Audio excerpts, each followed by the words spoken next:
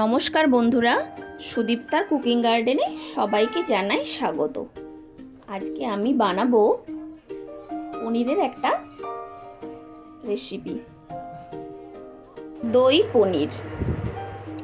পনির বানানোর জন্য এখানে আমি যে মশলাগুলো ব্যবহার করছি সেটা হলো হলুদ, লঙ্কা, জিরে গুঁড়ো, ধনে গুঁড়ো, আর আছে তেজপাতা, শুকনো লঙ্কা, গোটা জিরে, আদা বাটা, আর চিনি, লবণ।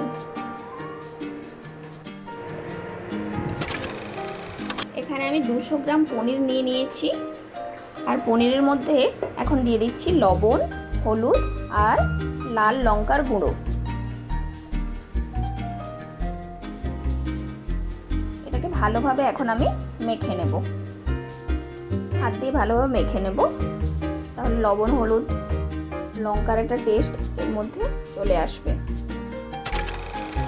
আর এখন কড়াই সাদা তেল গরম করতে দিয়েছি 2 টেবিল চামচ পরিমাণ। আর তার মধ্যে এখন লবণ, হলুদ, লঙ্কা মাখা পনিরটা দিয়ে দিচ্ছি ভেজে নেওয়ার জন্য। পনিরটা খুব ডিপ করে ভাজবো না, এটা হালকা করে আমি ভেজে নেব 2 দিক ভালোভাবে।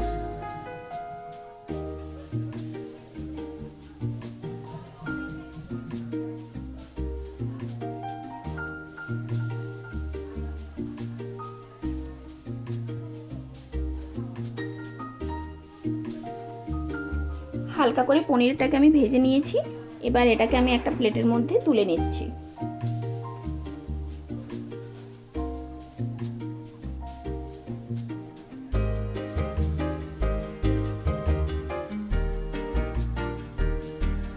এখন কড়ার মধ্যে যে তেলটা বেশি থেকে গেছিলো, ওই তেলের মধ্যেই এখন আমি দিয়ে দিচ্ছি তেজপাতা আর একটা শুকনো লঙ্কা। এটাকে আমি হালকা করে ভেজে নেব। আর এর মধ্যে দিয়ে দিচ্ছি 2 এলাচ, গোটা এলাচ, আর দেব গোটা জিরে।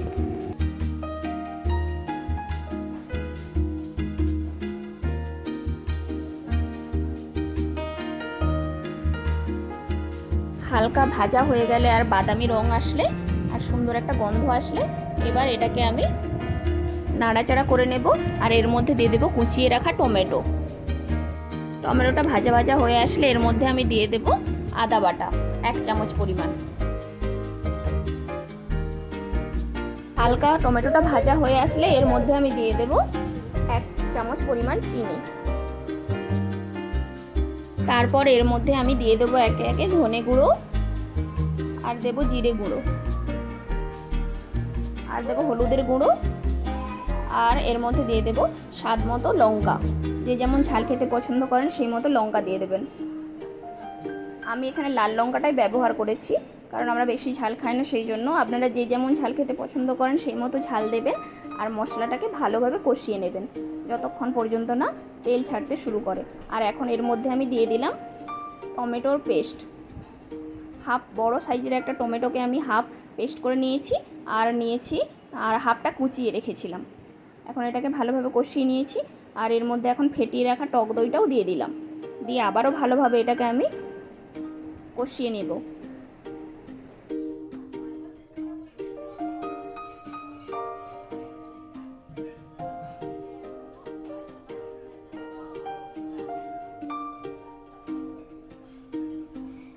এখন এর মধ্যে আমি দিয়ে দিলাম স্বাদ মতো লবণ। এখন এর মধ্যে আমি দিয়ে দিচ্ছি কাজু বাদামের পেস্ট। কাজু বাদাম যে 10 থেকে 12টা আমি বেটে রেখেছিলাম, সেই পেস্টটা এখন এর মধ্যে দিয়ে দিলাম। আর ভালো করে আবারও কিছুক্ষণ এটাকে আমি কষিয়ে নেব।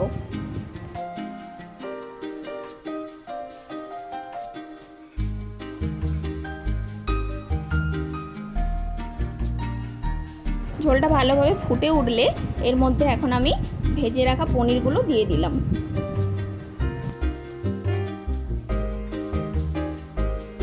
পনিরগুলো দিয়ে দেওয়ার পর এটাকে হালকা করে নেড়ে নেব, দিয়ে 2 থেকে 3 মিনিট এটাকে ফুটিয়ে নেব।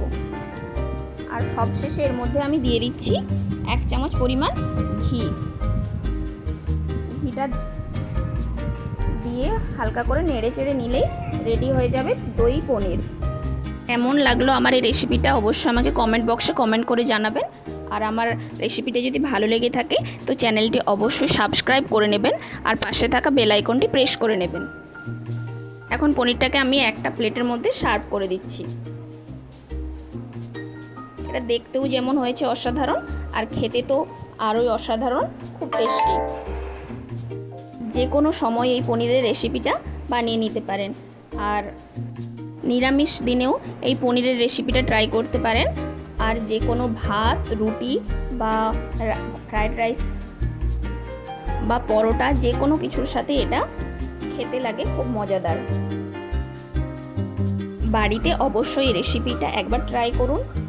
আর আজকের মতো আমার এই রেসিপিটা এই পর্যন্তই।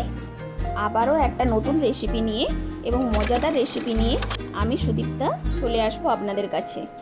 ততক্ষণ পর্যন্ত আপনারা সবাই ভালো থাকবেন, সুস্থ থাকবেন।